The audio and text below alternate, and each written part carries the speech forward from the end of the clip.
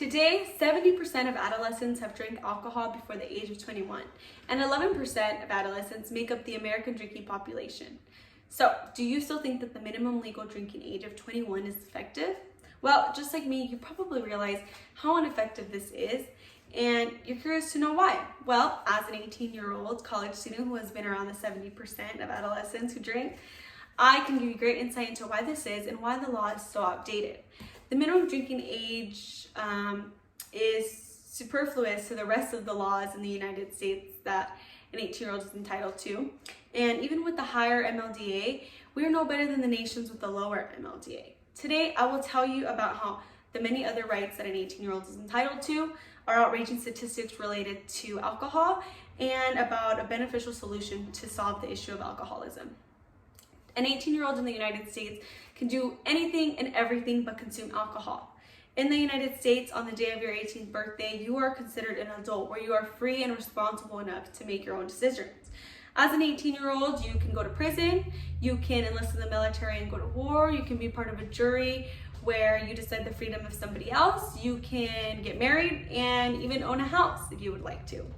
The list of what an adult can do is endless, yet an adult cannot drink alcohol. An adult in the United States is responsible enough to know the difference between right and wrong, which is why they are given these rights that require great responsibility and maturity. So according to the law, an 18-year-old can legally go to war. And a veteran describes war where young soldiers in combat inevitably confront killing. They take life away from others, and in doing so, breach one of the most fundamental moral values of their society, often with long-term consequences. So, in other words, the law claims that an adult is responsible enough and mature enough to fight for the country, use deadly and dangerous weapons, and if necessary, kill somebody, but within no circumstances because they drink a beer. Well, an 18-year-old in the United States can also be trialed as an adult in prison. And an inmate from the Florida prison, Hempstead, describes prison as a department of corruption, where they are given air trays filled with nothing. And the food is delivered. When the food is delivered, it might be laced with urine, feces, laxatives, medication, or cleaning chemicals.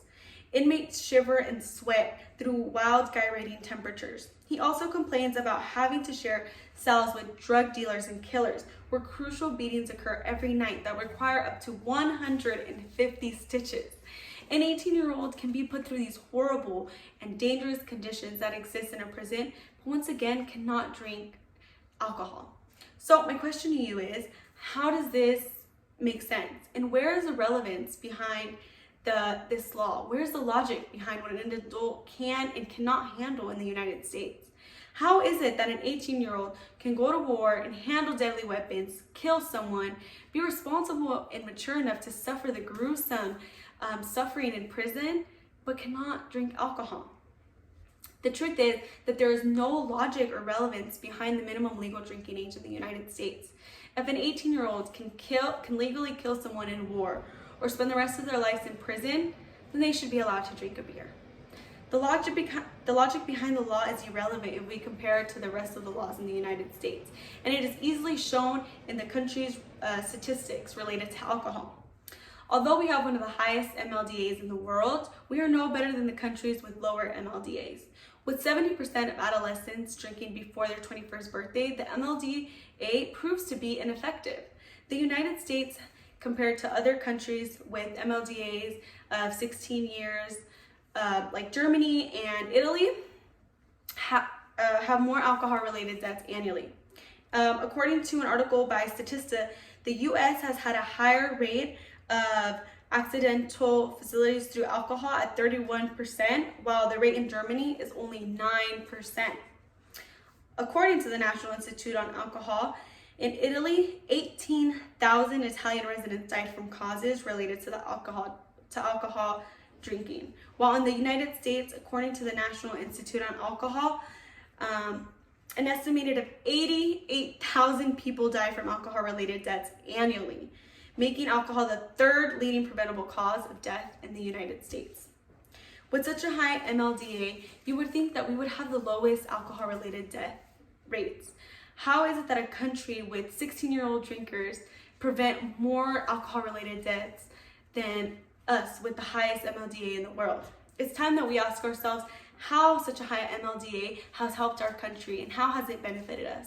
Well, the truth is it has not, because at the end of the day, we still have one of the highest death rates related to alcohol. And 11% of the drinking population is still made up of underage drinkers. The law fails to make a difference, and it has been inefficient. With no purpose or relevance behind the law, why is it expected to be followed? Alcohol has always been prohibited and never told why. Therefore, it has become the forbidden fruit for adolescents with under the age of 21. We must do more to change the way that alcohol is portrayed in our country. An important difference between the United States and countries like Europe and Italy is the way that alcohol is viewed.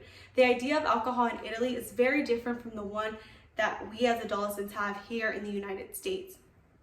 Alcohol is viewed as a social activity in both countries, yet there are different ideals.